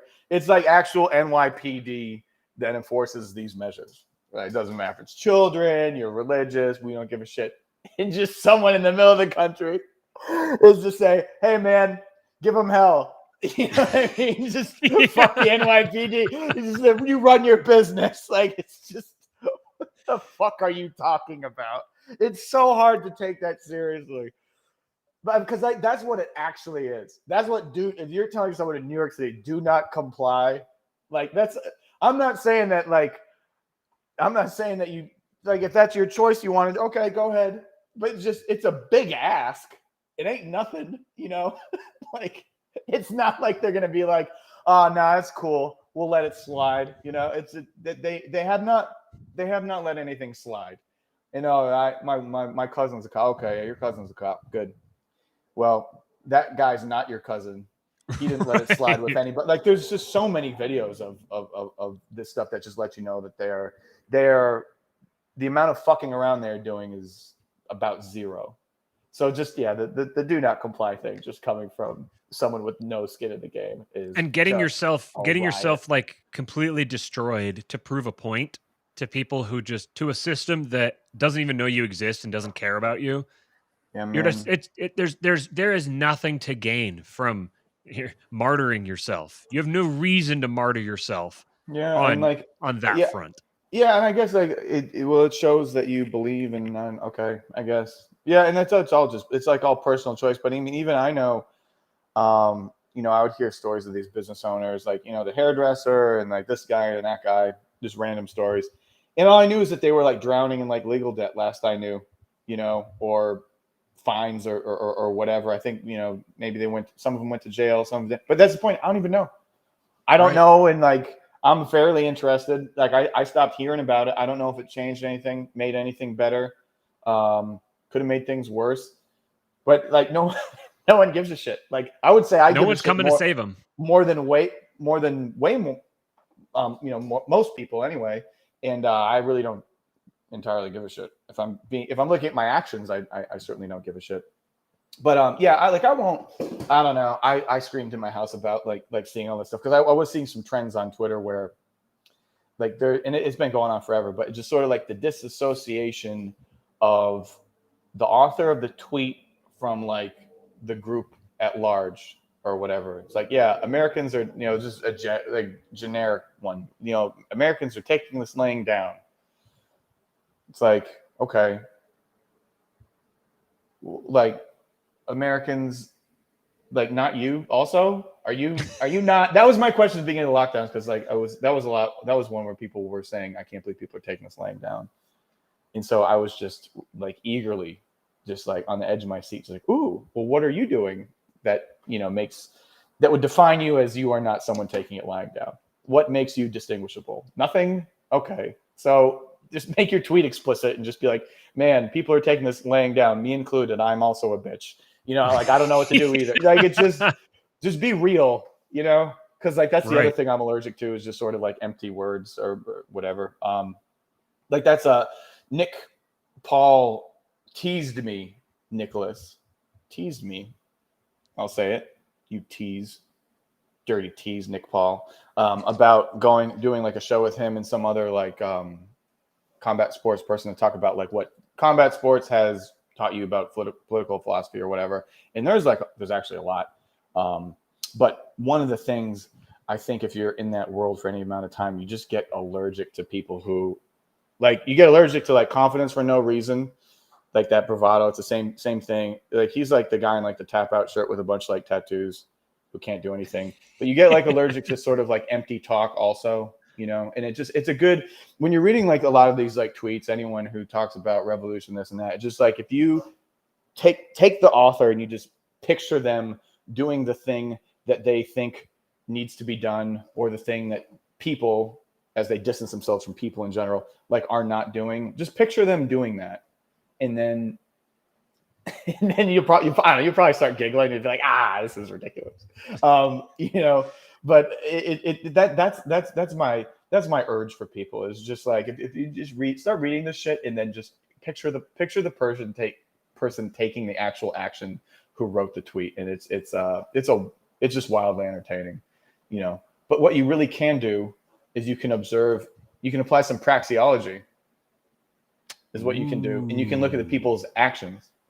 And so if a couple of really smart libertarians from New York, I don't know what any of them said about resisting or not resist or complying or not complying, but I'm pretty sure that they got the fuck out of there. That would be, if you're going to observe by people's actions, like maybe that's the hint. So maybe instead of tweeting "do not comply," they need to be tweeting "get out of the fuck out of there." Right. Yeah. Ooh, that was a good one, Matthew. It was like very slam poetry of you. Speaking of slam poetry, yeah, Mr. Spencer here. Spence. There was something that I just had something in my head that I was going to say about him. I wish I could. It'll come back to me. I wish I could. I wish. It's too bad that that eggplant emoji wasn't on that last freeze frame, but. Oh. Does it come up again? Cars go vroom and airplanes go swoosh. You've been watching this video long enough to trust us that your phone won't randomly explode. You trust us when you need to. That's what I was gonna say. The phone, your phone won't explode. Like what do vaccines and your phone exploding have to do with each other? Like it's like these are both just like vaguely like this is technology, And so, technology is responsible. You thank scientists for technology. This is where you see the mythology here is that technology is the god. Technology is the god that is being worshipped, and the high priests are the scientists. The scientists are to be worshipped and respected because they're the ones who bring to us the truth of the technology. That's the root of all of this. They're the ones who bring it to us, bring the truth to us, and they're the ones who make it work, and that's where we get all these nice things. Venomani has pointed this out, the way that like most of the world now is effectively runs on magic. Like you wouldn't be able to, like the vast majority of people who use the vast majority of things around them today don't have any idea how they work. They just know that they work. They just show up and they're there and they just use them, and they use them to produce whatever they need to get from them.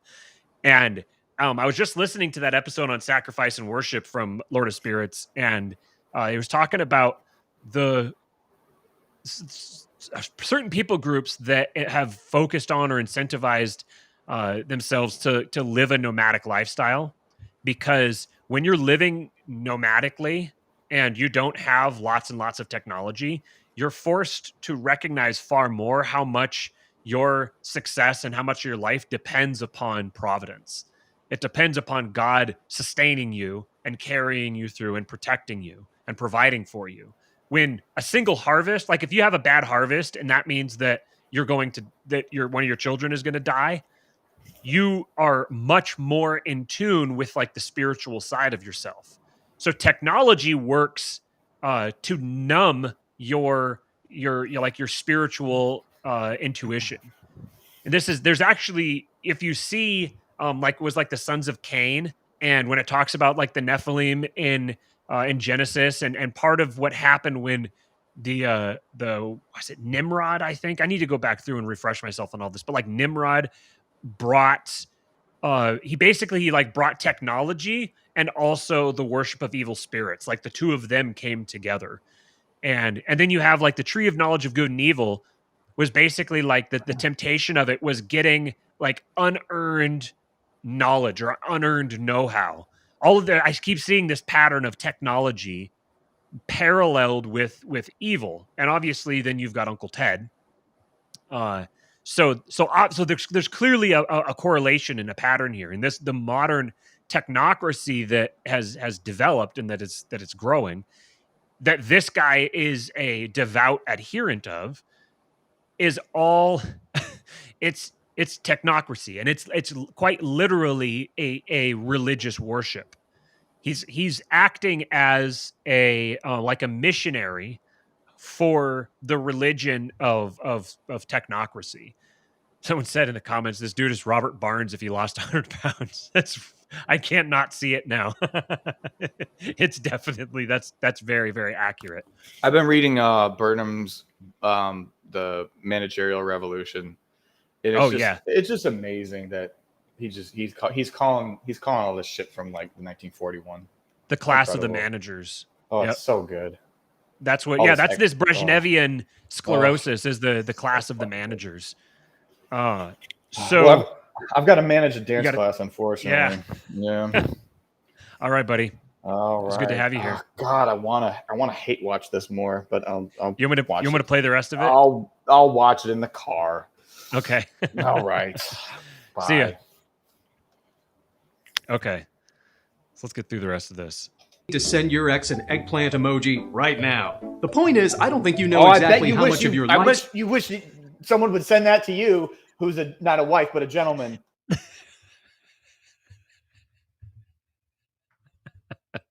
Get it? He said he's gay. Style relies on assuming that we know what the fuck we're doing. See, here's what happened. When we were all kids... So, you see what he's doing here, where he's... Not that there's anything wrong with that. I hope he keeps doing this. Like, I hope, like, just throughout the rest of the show, he just keeps randomly popping in. I don't know if he probably have to, like, carry his laptop with him, unless he did the show on his phone. So what did he say here? He said... You don't think I'll do that? On assuming that we know what the fuck we're doing. So everyone he's talking to are all a bunch of ignorant meatheads that depend upon the technology that his people bring. He's an advocate for the priesthood who bring the technology forward, and the rest of us all depend upon it. So what we are is ungrateful, like buffoons who don't actually understand all of the deep secrets, the deep knowledge of the past, but we just profit from it. We benefit from all of it. You know, we're parasites on their knowledge and understanding.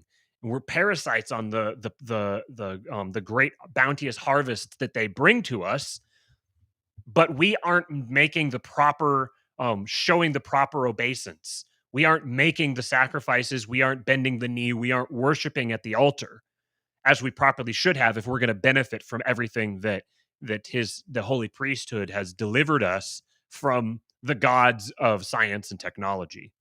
See, here's what happened. When we were all kids, we were the first ones who understood what a covalent bond was, and as you shoved us into our lockers and called us names, a silent agreement was forged that one day you'll leave us alone with the complicated jobs, and in return, we won't bore you with the logistics of the technology we give you. So obviously he is appealing to an archetype, and this is what covalent really... bond, huh? Wow, that's high level stuff there, Spence. You are mommy's fucking smart, handsome boy. Jesus Christ.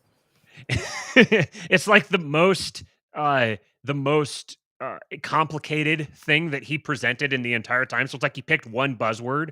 So he's like, "Hey, look, I actually know what I'm talking about because I presented to you this buzzword," which is it's kind of a technique where you can fake it till you make it. You're LARPing, so you present the one little piece of info that makes everyone go ooh, but you don't have to really prove anything. In actuality, that's what he's doing.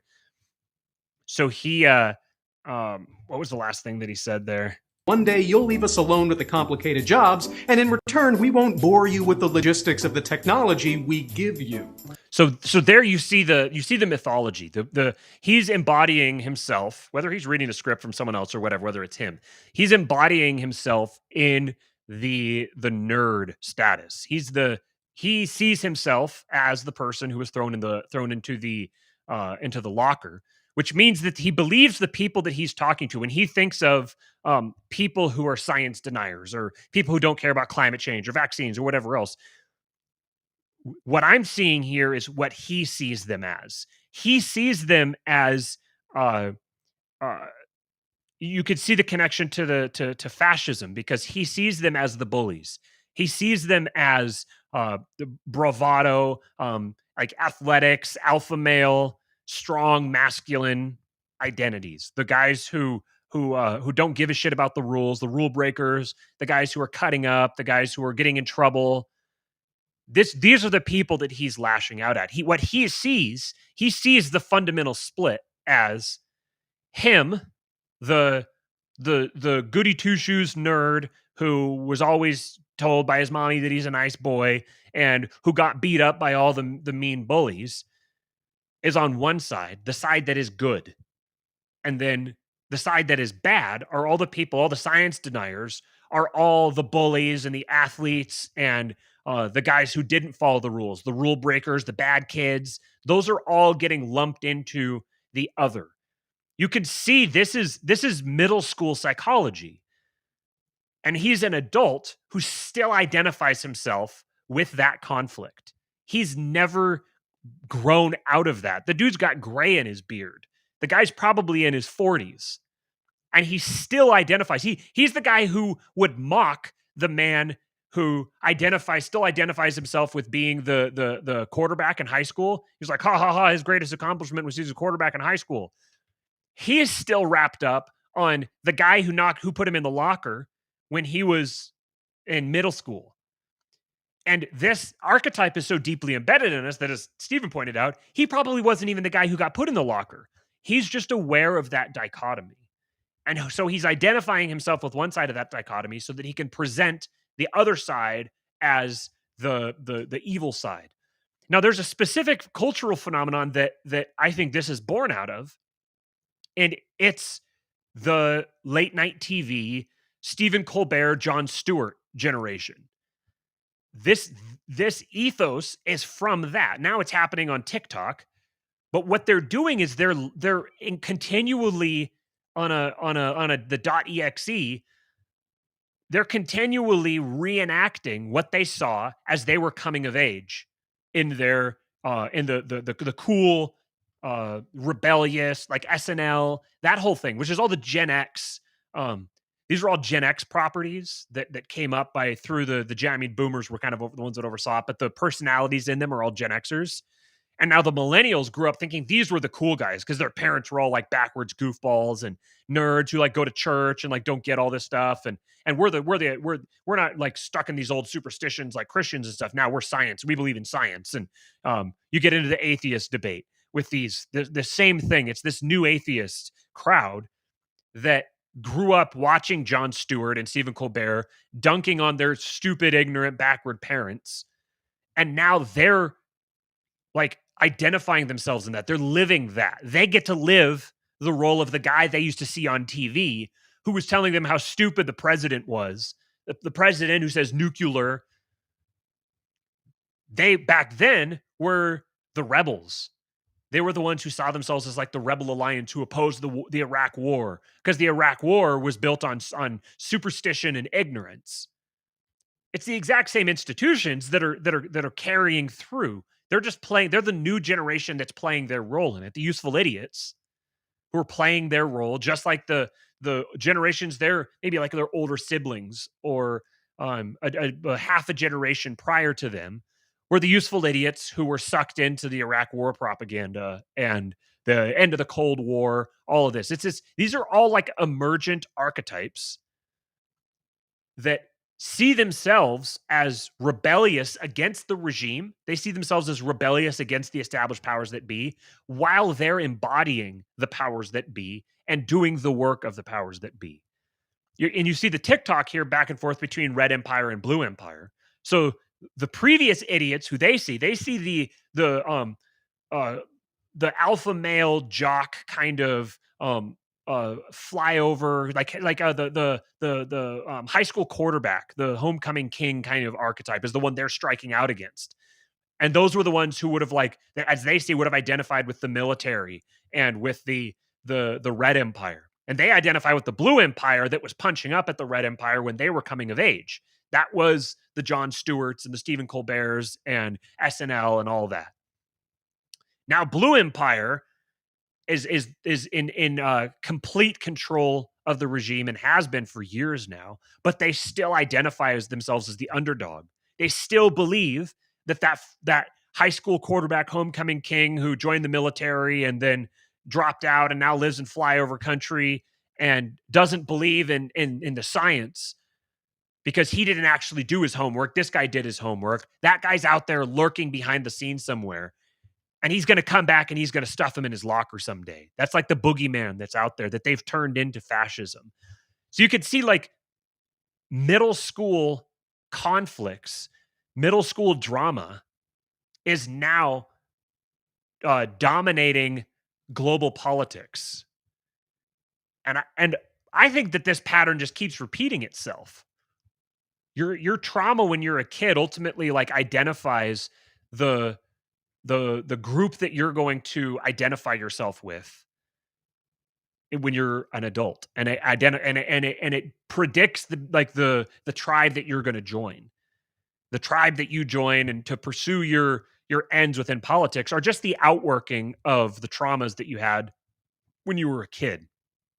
So this guy is he sees himself as the sacred messenger of the scientists and everything, but really he's just role playing his middle school drama like all over again. He keeps reliving it. Do you have any idea how hard it is to watch a climate change denier go on TV and shout 97% of scientists are wrong into a microphone to... So here he doesn't like it when these climate change deniers go on TV. So what he sees it as is he's weak, he's powerless. He has to sit here helplessly screaming at the TV. The TV that, as everyone knows, the TV is what tells us what to do.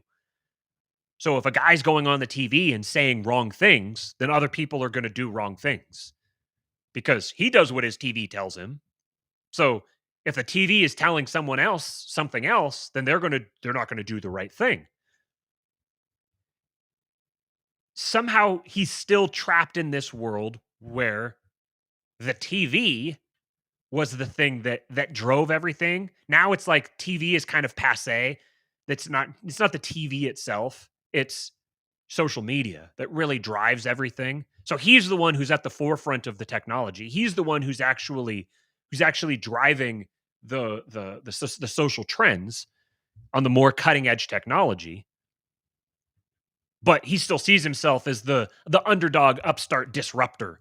And someone goes on TV, has the audacity to speak to, 75-year-olds, something on Tucker Carlson, and he thinks this is the end of the world. Now, look at this. Oh, look at all the social capital this guy has. Because when he grew up, his parents watched TV, and his parents watched the news every night, watched 60 Minutes and all this. This is where the consensus came from. This is how we were all united as Americans. We all sat down and watched the same television programs, and that informed us about what to believe and how to vote. This is like latent into psychology, is this is how the world works. So if someone's going on these television programs that have like microscopic audiences compared to like large podcasts, those are the ones who have the real power. They have the real social power, and they're using their social capital to pervert the ends of society. He sees himself as this upstart because he saw someone go on TV and say something that he didn't like. So you can extrapolate from this where the psychology of a person like this would go. If you have a platform whatsoever, you have to go. You have to be shut down. You have to be silenced because you don't believe in the science. You haven't paid proper tribute to the gods from whence all good things come to us, the gods of technology, the gods of science. And if you don't believe that there are actual spirits that these people are praying to and embodied by, like actual entities that are directing them, you're not going to see this clearly. You're not going to see these patterns clearly enough. Once you realize that these are actual spirits that are embodied, like you say, like the spirit of the age, that's not just a figure of speech. These are actual spirits, the biblical powers and principalities. He is embodying a spirit. He is preaching the message of a spirit, the spirit of scientism and technology and progress.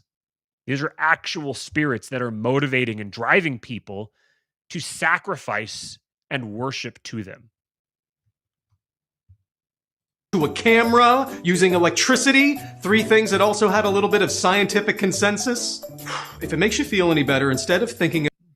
I don't need to say like, no, science isn't consensus, like, because obviously, again, this isn't science. This isn't actual science that he's appealing to.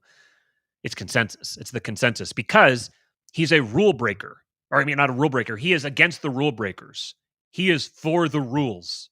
His identity is the rules because his identity is the institution. He wanted to get good grades because the institution says you're supposed to get good grades. He's the one who listened to the teacher. He's the one who obeyed everything that he was supposed to do. He's the one who went and tattled when people were breaking the rules. Because ultimately, he identifies himself with the rules. He wants to uphold the rules. And the rule is, you do what the science tells you. What does the science tell you? Well, it's whatever the experts, whatever the scientists tell you the science tells you. If you question that, if you're questioning the science, you're breaking the rules. Ultimately, these are just the little what do you call them? Like the Johnny Do Good in class. That's all about following the rules, no matter what. They live for the bureaucracy. They live for the institution itself. And when you argue with them, they say, "Well, look at this discrepancy between what you're talking about and the actual definition. The actual definition of science isn't consensus, and the consensus is anti-science and all that." I've said all these things myself. But you're just preaching to the choir. You're preaching to your own choir, just like he's preaching to the choir. Incidentally, the only people you ever preach to are the choirs. If you're preaching, the people who are listening are the choir. It's like when you go to the church and you're preaching, like the people who are there listening all the time are the choir. So if someone's preaching to the choir, that's not necessarily a bad thing. That's just kind of how things are. But anyway, so when you do that, you're not actually communicating with him or with people who think like him, because they don't actually care about what science actually is. They care about what science does for them, which is it gives them an identity and it gives them a tribe to belong to. And most of all, it gives them a target to attack. So getting sucked into arguing about what science actually is you're getting sucked in. That's the point. The point is to draw you out so they can identify you as a member of the out group. You're the one, okay, you're one of the ones who needs to go to the gulag because you don't profess the faith. You're trying to argue with the faith instead of just professing the faith. You need to participate in a sacrament and profess the faith. You don't argue about it. You don't question it. You just participate. Bend the knee and participate. Of it as blindly trusting us, how about instead you think of it as still copying our homework? Because as we all know, that's the only way you graduate. If it makes you feel any better, instead of thinking of it as blindly trusting us... So instead of thinking of it as this, which is what it actually is, basically, you just need to blindly trust us. You're not smart enough to actually ever get it. So you need to just blindly trust us. But I know that you don't want to think about it as blindly trusting us, because, I mean, you were never smart enough to do your own homework, so I know you're not going to be smart enough to actually understand what a covalent bond is. So instead of trying to think for yourself, instead of trying to blindly trust us, just remember, we did this before. Just bend the knee, let me take care of you, and don't ask any questions. So he's in the way he's talking about it, he is making it clear that his intent is for you to blindly trust him. He's just going to try to present it to you in a way that's even more humiliating, that's even more smarmy and smug, because that's ultimately what he is. But note that the way he phrased that wasn't saying that I'm not asking you to blindly trust me. I'm just asking you to blindly trust me, but think of it in a different way. How about instead you think of it as still copying our homework? Because as we all know, that's the only way you graduated. All right. So, yeah, so that was that video. That's the I think you can really, really get a clear picture of the psychology of the people who are driving the regime and why there's no arguing with them. There's no persuading people out of the direction they're heading. It's inevitable. It's going to happen, and there doesn't need to be a lot of them. The nature of these people, because of the way they work for the institutions and they embed themselves in the institutions and they direct the activity of the institutions, because they are so embedded in it, because they're so identified with it, they will always defeat you within the institution until you make it the most important thing you can do to overtake them and drive them out. If you're just half-assing the fight within the institutions, if you're just trying to return to a point of stasis, if you're just trying to, respect his rights, we just need to get back to a point where we're all equal and we're all equal under the law. If you have that perspective, you're going to lose. Because he's going to do whatever he needs to do. So the funny thing is he psychologically identifies himself as the rule follower. But the reason that he's a rule follower is because the institution makes the rules, and so he needs to follow them because he wants to be identified with the institution.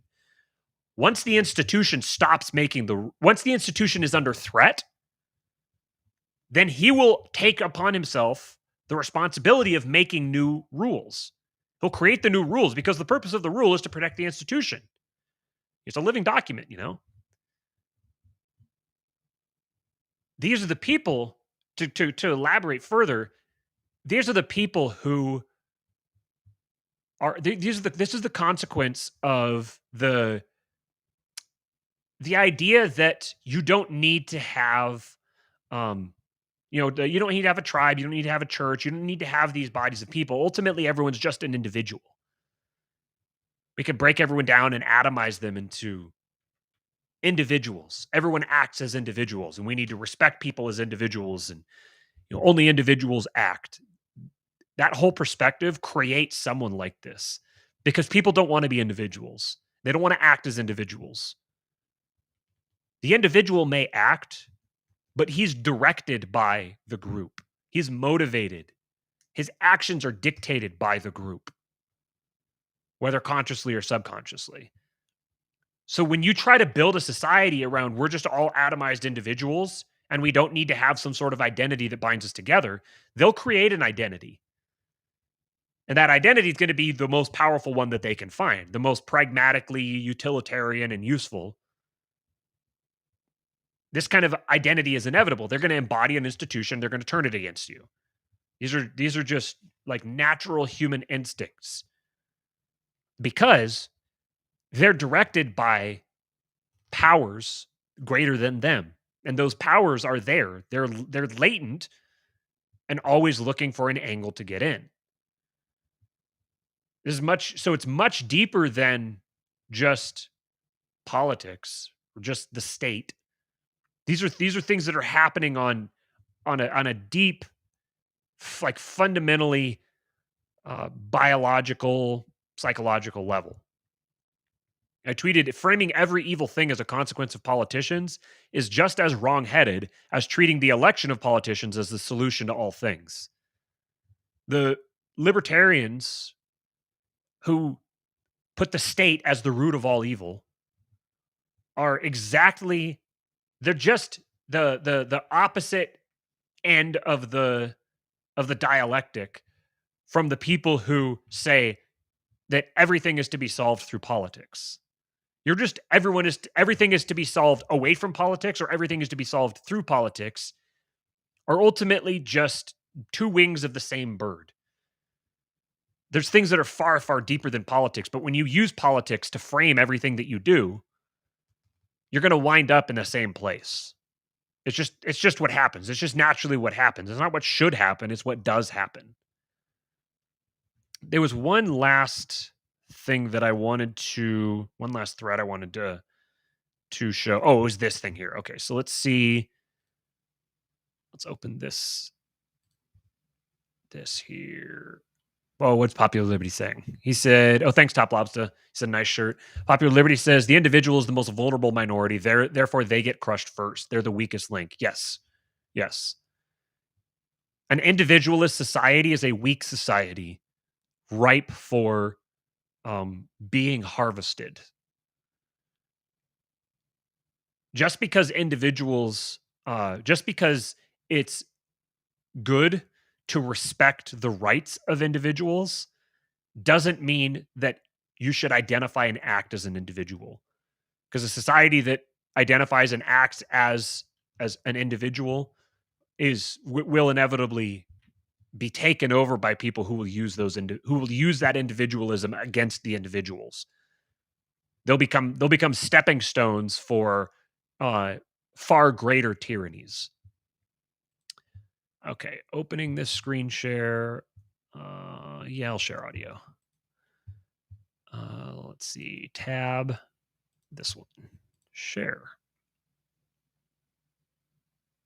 Split these up here. I don't know if this is going to work the way I wanted it to. Okay, there we go.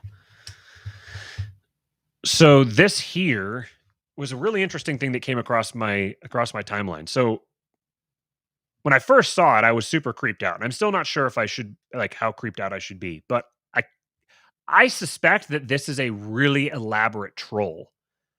And if it is, I don't know how to feel about it. Like I said here, this is so accelerationist, I can't tell if it's a brilliant troll or a fatal strategic blunder. So what it is this fax card T. Let me... The world you are ready to reintegrate into... That was very loud. Okay. Let me play the video here first. Introducing the newest in pandemic streetwear. The Vax Card Pocket T. Show the world you are ready to reintegrate into society. Carla, limited edition clothing. Introducing... So obviously, That's very, very, very disturbing, very creepy. A Vax card T. So a T-shirt where you get your vaccination card directly in the pocket, which seems pretty bad. So I'm looking at I go to look at the account, and it's probably a lot more. No, it hasn't really grown since I saw it. So it's very, very small. It's been around a while, but the following is very small. We're a digital platform that makes it easy to design, produce, and deliver fully custom fashion products. Get started at Kala. I don't know if I didn't do it a whole lot deeper than just a couple of these things here, but went through a couple of the links. But this is what stood out to me. Whoops, that's the wrong one. Where's my tweet? Go back one more. Here. So this is what it says in the description. Show the world you are ready to reintegrate into society with this innovative short sleeve tee. Clear chest pocket to display your vaccine record card or whatever else you want. Increase your social credit score by 19% with this classic fit shirt made out of the newest in space age materials. That phrase right there seems too self-aware for someone who is an actual advocate of this. Now, if you're not someone who's super familiar with like deep internet humor, then it might seem like this is very obviously something from the enemy. This is very obviously exactly what it's purporting to be. But that phrase, increase your social credit score by 19%, that seems too self-aware. That's too on the nose for them, in my opinion. And the opinion of other people who saw it too. They both agreed that this is not sincere. Another thing too was the curated partners. It's all about who you know, from New York to Ho Chi Minh. So Ho Chi Minh is a city in Vietnam, obviously, but Ho Chi Minh was also the name of a famous communist. That just the fact that they would have chosen Ho Chi Minh, I think it's a place where they make where there's like a lot of garments. It's in Vietnam. There's like a lot of garment manufacturers and stuff there. But why not New York to Shanghai or something? The fact that they chose Ho Chi Minh, like nobody ever talks about Ho Chi Minh as a city. It just isn't that on the radar of a lot of people. So to put that in there just made me feel like this feels like it has to be a troll. And I see people in the comments here agreeing that it has to be a troll. So, but this is my question. I don't really have an answer for this. So I'll leave you guys with this and you can tell me what you think. If you're making a troll like this, what's your my guess is if you're doing this, you're someone who is anti the idea of this actually being a thing.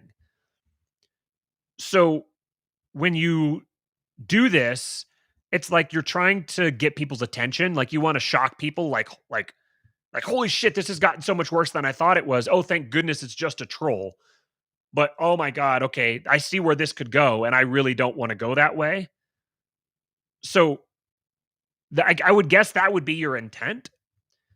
But my question is, what are the odds that people take this very seriously? And they're like, actually, yes, this is a very good thing. And because of this, like you gave them the idea. It gets implemented because you gave them the idea. Does that mean, is that a good or a bad thing? And I'll go one level deeper. Maybe it is a good thing.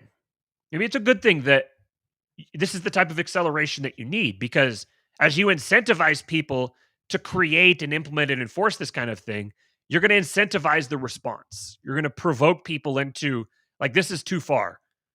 This is a bridge too far. I'm ready to, this society is done. I'm out. See you later. That's kind of the idea that, as I understand it, the idea of accelerationism is to drive that. So, yeah, let me know what you guys think. I'm kind of on the side that I think that it's a brilliant troll.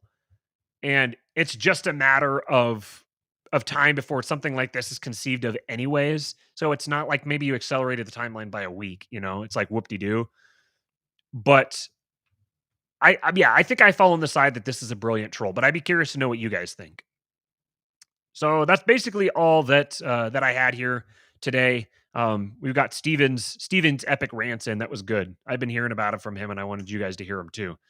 So thanks for joining us today, guys. Do us a favor.